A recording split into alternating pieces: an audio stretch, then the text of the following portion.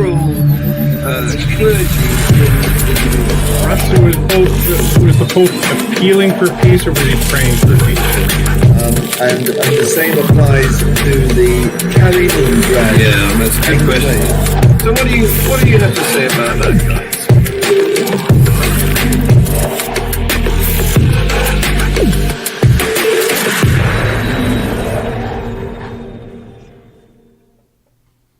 Good morning, afternoon, evening, wherever you are. Welcome to the latest edition of Views on the News, formerly known, as you saw from the intro that just went past, as Global Atheist News Review, because that's our parent program. We record the news and the next day we give our views on it. So today we have a panel of interesting people, fine fellows and fellowesses, with Dread Pirate from British Columbia, Tercia du Plessis from South Africa. How are you, my friends and family? We have Esther, the Afro-Atheist from the Midlands of the UK. Hello, everyone. Hello. Dr. Ty Wells with Cat from Kentucky. No, Tennessee. Tennessee, I will get it right. And Guy Otten from the north of England in the Manchester area. Welcome, guys. Thank you very much for joining us for Views on the News. The first item is from the Holy Land, where 9 Palestinians were killed during an Israeli military raid in the occupied West Bank. You know, that's up the side of the Sea of Galilee, from, biblical names. And a woman aged 61 was reported among the dead. And the story that the Israeli military put out is that its troops went in to arrest Islamic Jihad terror operatives who were planning major attacks. I don't know whether there's any evidence for their suspicions, but that's the story they gave us. What do you think of that, guys? Well, I will begin by saying that having just turned 50 myself and being a woman, and imagining that this 61-year-old woman probably has never in her life known peace nor freedom, I can imagine that a 60-year-old woman would be extremely dangerous as a terrorist operative. I can absolutely see that, No doubt. But for those watching who don't get irony, that's what it is. Yes, I think about the story. So this is the Holy Land. This is right, and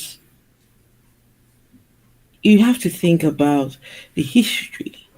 When you look at the books and the Torah, I think they have the Torah. You have in the scriptures where God specifically says, I'm giving you a land. I'm giving you, go to that land. Go and take over.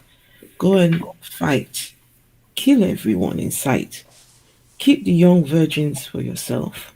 Right? Yep. And I think to myself, why so much violence? If this is something to do with God, it's the Holy Land, so it must be a God. If God is somehow, for me, the fact that you need all this violence just goes to show there is no God involved. Yeah. None at all. If there was a God involved, I don't think you need any of this violence, because guess what? A 61-year-old woman, I bet she was just innocent, just trying to mind her business, do what she does on a daily basis, and now she's no longer here with us and the other people as well. At what point would people realize that this fighting and it doesn't help anything? It just makes things worse, in my opinion, because think about the children of the 61-year-old woman, right? Now you're breeding the next generation of people who are going to hate on you, some will go as far as wanting to avenge the death of their loved one. It's just a vicious cycle, in my opinion. Yeah. You're raising children to think that's normal. Exactly. I want to come in here, if you'll forgive me my talkativeness. In one of our previous episodes on Free Thought Hour, I mentioned that one of the problems that I have with scripture is that whether it's the Torah, the Bible, the Quran, it's written in such a way that it can be interpreted by any reader in whichever way they want. Sure. And to me, that's one of the crucial flaws of the people of religions based on holy books. And in this case, it's so pronounced. The whole situation in Palestine has become so intertwined with politics. But the problem is that the minute you have a holy book, you can, and if it's a holy book written by a God who didn't make himself clear and who expresses himself in many ambiguous ways, the minute you have that combined with political ideology, then you have a carte blanche, because you just say, but that's what my scripture says. And that's one of the problems I have with the faith of the book, or what are the beliefs, where there's these ambiguous holy texts. Yeah. Yes. Been written by any god. But that is the appeal, generally speaking, for things like the tarot or horoscopes. I mean, it's an invitation for our imaginations to engage in the interpretation of these things. Holy book, tarot, horoscopes, it's really all the same sort of thing, right? Yeah. I think that's what's going on here is actually an apartheid system, and where the Palestinian community are oppressed, just like the black people in South Africa and elsewhere were. It's a very similar system, and Amnesty International has recently just come to the conclusion that it is on all fours with apartheid, and apartheid has been made a crime against humanity. So that's what's going on there. Right. Guy, as a South African and as somebody who is still indirectly benefiting from the privilege that my race and my forebears gained through apartheid was condoned by the perpetrators thereof as part of God's covenant. In fact, so that makes you're absolutely right. But what makes it so much worse is that religious people use the holy book to give them the right to do this. Yeah, that's right. That's exactly what the Jews are doing. Yeah. That's exactly what the Afrikaners did in South Africa, and I lived through it, and I am an Afrikaner, so I know exactly what the case was, and I know that the Bible. We heard it from the pulpits that it was righteous. Apartheid was a righteous policy ordained by God. I grew up with that, so you're exactly right.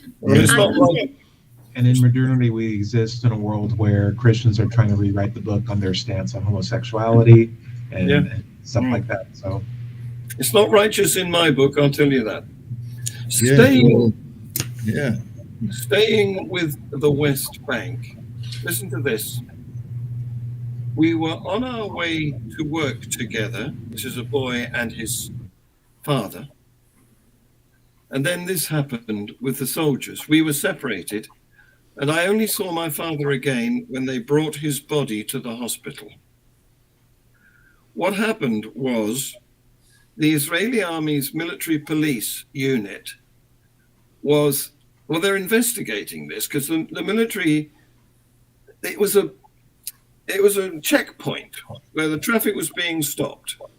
And they started out by arresting Ahmed Kala, who was 45, as a terrorist, and it claimed that he had tried to carry out an attack. But Israeli media said the father was killed unnecessarily. A video showed a scuffle with soldiers before he was fatally shot. That's the situation. They're claiming that he was a terrorist, and his son doesn't agree. Huh. Well, I guess in places like that, they don't need proof. It's like witch trials, right? Yeah. It's the accusation is enough. Well, I mean, I think from the Israeli point of view, they do feel themselves threatened by the Palestinians. But what we see outside the country is that they have overwhelming power and force. And the Palestinians are resisting to the limits of their rather limited capability. Yeah. Very sad. And they've just created another terrorist because That this boy boy- will want to avenge his father. Exactly. that's it. Yeah. And so it goes on. Mm. Okay, things are not much better in Pakistan, where near a mosque in Peshawar, there's a police police office, police station, police school, I'm not sure what, but 300 to 400 police officers were assembled at this police venue next to a mosque. And some of them were actually in the mosque worshipping, and then a terrorist suicide bomber killed 59 of them, mostly policemen. And although the Pakistani Taliban have denied involvement, originally, as the story developed, one of their commanders claimed that they were responsible. So it's a bit muddy in terms of accuracy of reporting here, but that's what happened. There was a blast and a lot of people were killed. Half of a wall caved in and buried some of them. It was a horrible event. Yeah, So- I mean, so- it's interesting. This is an internal Islamic dispute, isn't it, between Yes. the Taliban and the what you might call more moderate sort of police. Yes. Yes, I think this was an Ahmadi mosque, and the Taliban, I think, are Sunni. Yeah, so Shia and Sunni, yeah. Yeah. Mhm. Crazy. Anyone it's- else? It's like the Anglicans in Australia now, right? Yeah. Yes, indeed. Yeah.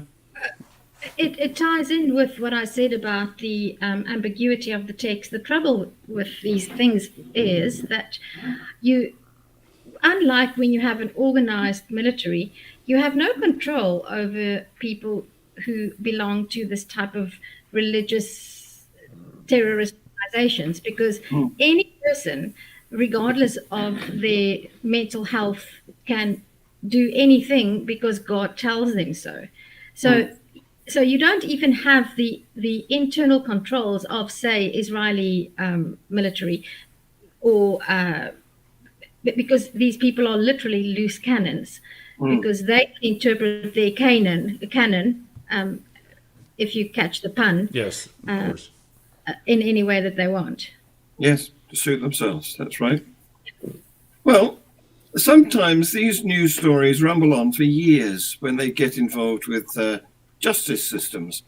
And 8 years ago, in 2017, now that's 6 years ago, isn't it?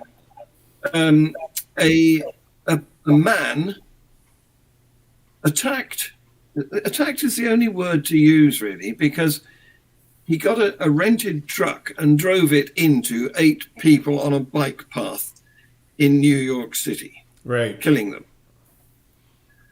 And this has finally come to the sentencing stage of the court deliberation.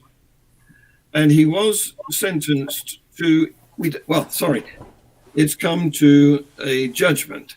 And so he's been judged as guilty, although he pleaded not guilty. We're sentencing next week. There's a choice between life in prison or the death penalty. And Guy's back. He had a little breakdown.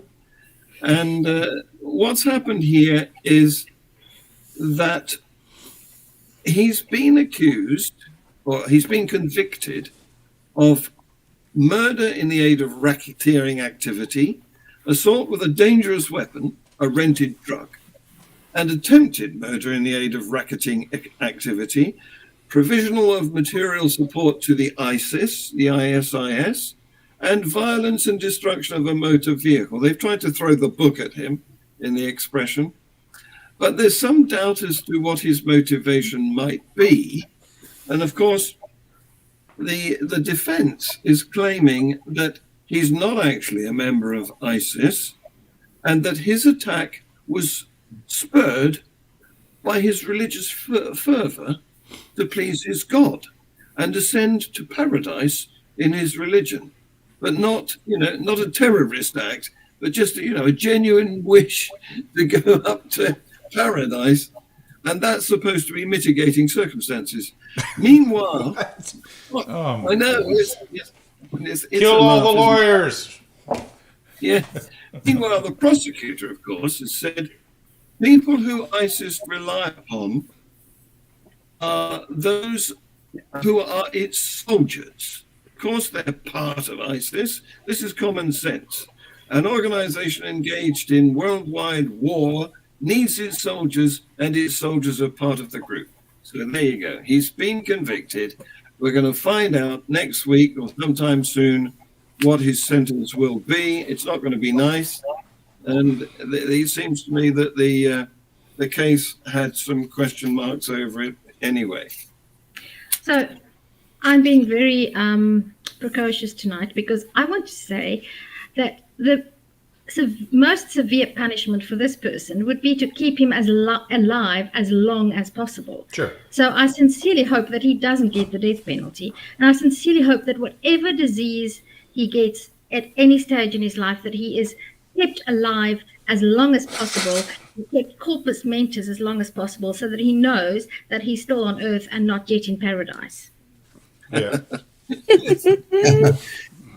Yeah, I mean, it can just say as a lawyer, if he presented that kind of mitigation, that's coming from him. The lawyer's job there is to articulate the defendant's point of view, however stupid it might be. That's what the defendant says he was doing. Then the lawyer's job is to articulate that. Of course it is. I mean, it doesn't, in my book, constitute one iota of mitigation.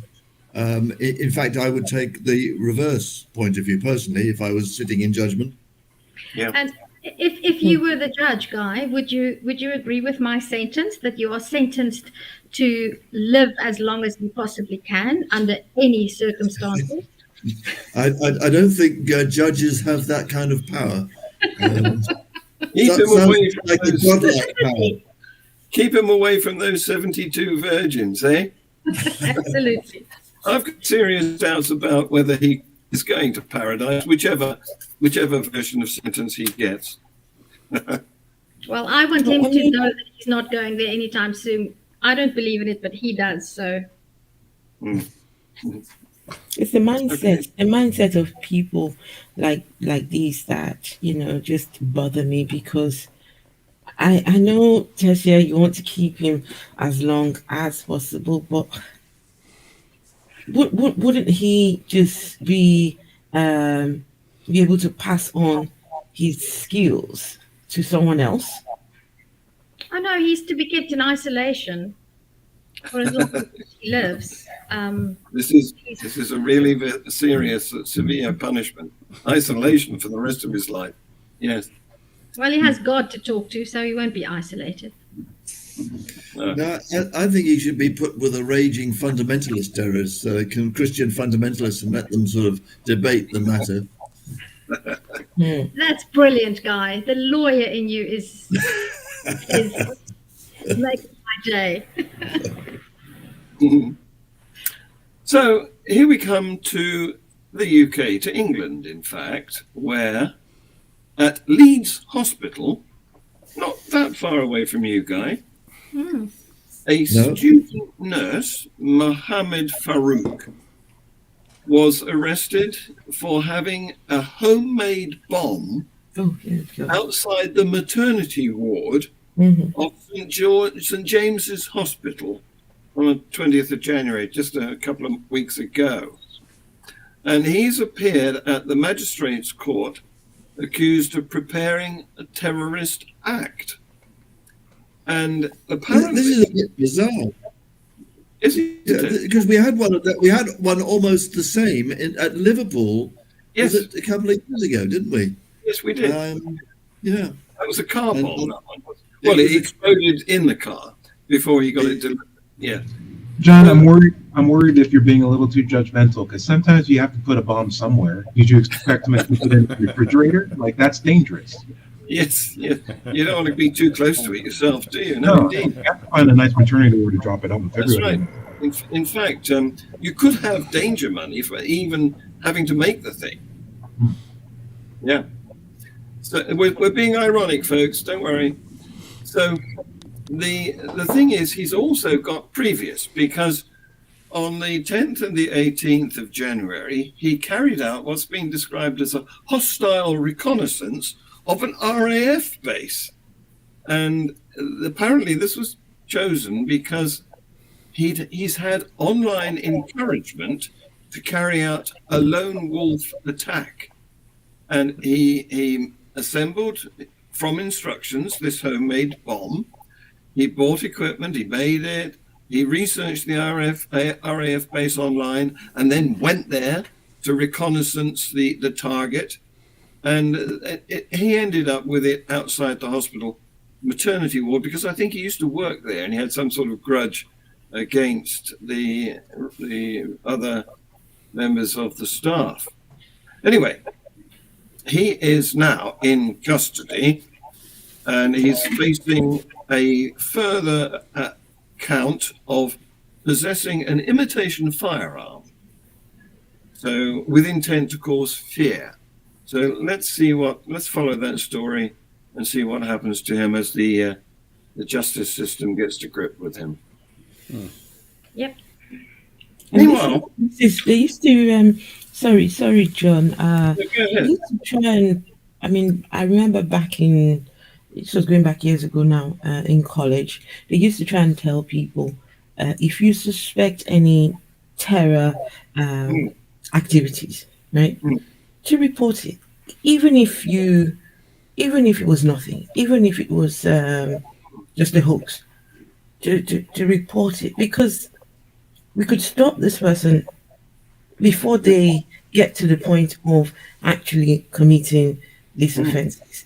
And I think, for these lone wolves who just go on and do what they do, they used to tell us the signs to look out for, right? Some of them were if they started to seclude themselves, if they start looking to some strange people, if they there was a list of things to look out for. And I think we need to bring this back again, because it's hard to pinpoint these ones that are on their own. But if someone had said something, you might have been able to stop it. Yeah. Signs of people becoming radicalized. Yes. Yes. Indeed. Okay. So Pittsburgh. This is there's two major cities in Pennsylvania, isn't there? And this is the northern one up near the lakes, I believe. And there's a school there called North Catholic High School. And a college counselor at the school invited 3 owners of a local store to talk about how they run their small business. It's part of the course on business development and so on. So they came along to attend the classes in December, and while they were coaching the students in how to do their business, they gave everyone a small crystal. That upset the apple cart, because the administrator, somebody complained to the school administrator, and that person, it's a she, asked the counsellor who'd organised this visit from the business to resign because she said the visit and the crystals were not a good fit. As we know, our faith is in Jesus Christ and not in objects necessarily. She said, rosary beads? Yes. But crystal? No. It turns out that this business was called Elemental Magic, and it sells superstitious items like jewelry and candles and various metaphysical objects. And the 3 store owners, there's a married couple, Tabitha and Tamara, and their sister-in-law, Carrie Latshaw, and they are all Wiccan high priestesses. And those Christians attending the course didn't burn up immediately. They did that. Because if you're Wiccan, you could worship Jesus as part of your cadre of God worship. So it's not there's a path to compromise here. You just make cross-shaped crystals. And I say that in a funny way, but it's also like a Wiccan compatible way. And how many times have you guys seen a cross worn by a Christian with diamonds studded or glass studded? Like there's. Well, I will tell you, at the psychiatric unit where I do my humanist chaplaincy, last week there were 2 women with crystals, and unusually then I'm asked to actually hand out rosaries by the Anglican chaplain, which I do, because they're all the patients seem to find comfort in these silly things, but and I'm not going to judge them if a psychiatric patient feels they get comfort or something from a rosary or a crystal. I'm saying let them have it, Yeah. But can I just, Guy? I'm 100% with you, but the irony is, you might just as well give them a fidget spinner. I don't know if you know what fidget spinners are. Yes. But anything. Yes. Anything I have here. These are like rhinestones that I do crafting with. But when you are anxious and nervous, I can absolutely imagine that playing with beads. In fact, in Turkey and in Greece, they're called worry beads, and men walk around with them, and they're called worry beads because when you're bored, instead of biting your nails or doing sort of other weird things, so maybe you should ask the chaplain whether you give them worry beads and just give them the rosary beads because it's exactly the same thing, just a different name, and it serves a very good. Not according to the Catholic school. They're not the same at all. I'm sorry. True. Buddhists have them too. They're called mala beads, and you might have seen with rings, and they just. And it's a well-known psychological help because when you're anxious, it's like Linus and his blanket. Yes, exactly. Yeah. But in the setting of the guitar. Or like me and my crochet hook. There you go. When I'm anxious, the nice thing is I create something that I can use afterwards, which is much better than sitting with rosary beads. Anyway, in the setting of the Catholic Church, the Catholic school, it wasn't deemed appropriate. She's lost her job. She was invited to resign, and they offered her no alternative option. And so she's been on the local TV complaining that unfair dismissal. This is another story that's going to rumble on, I suspect. We'll have to watch how it develops. Again, I just want to make a point that there's room for compromise here. Just how you could have beads included in your crochet, you could also combine those 2 worlds too. Everyone can live in peace. Yes, absolutely. I agree. Yeah. Now I'm going to show you. Macrame, yes. Macrame. Yeah, same thing. That's when you do the knots. We're getting into the nets again, I see. So I'm going to show you a little video now, and I want to know whether you find it offensive. Take a look at this.